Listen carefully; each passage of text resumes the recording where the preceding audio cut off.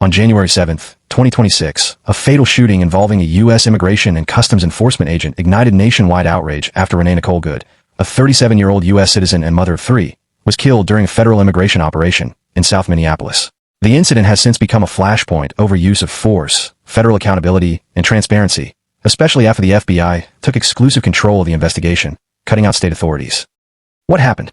According to video footage and witness accounts, federal immigration agents approached Good's SUV on a residential street near Portland Avenue. The footage shows agents surrounding her vehicle and issuing commands. As the SUV began to move, an ICE agent fired multiple shots into the driver's side, fatally striking Good. Her vehicle then rolled forward and hit a parked car.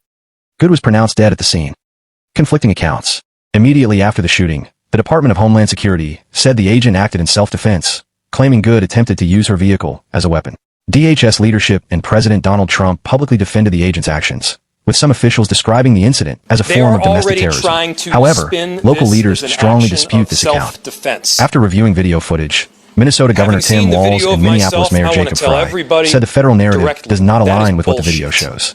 According to them, the footage appears to show Good's vehicle turning away, not accelerating directly toward officers, raising serious questions about whether deadly force was justified. Legal experts also note that many law enforcement standards discourage officers from shooting at moving vehicles unless there's an immediate and unavoidable threat to life. We do not want you Investigation controversy.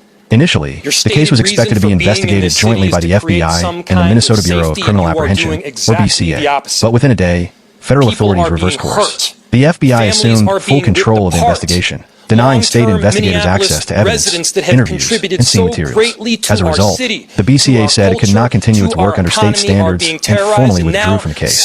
Minnesota officials criticized the move, saying it undermines transparency and public trust, especially in a case involving the killing of a civilian by a federal agent. Civil rights groups and legal experts echoed those concerns, arguing that allowing only federal agencies to investigate federal officers creates an appearance of conflict of interest. Public reaction. Good's death triggered large protests across Minneapolis, with thousands gathering outside federal buildings.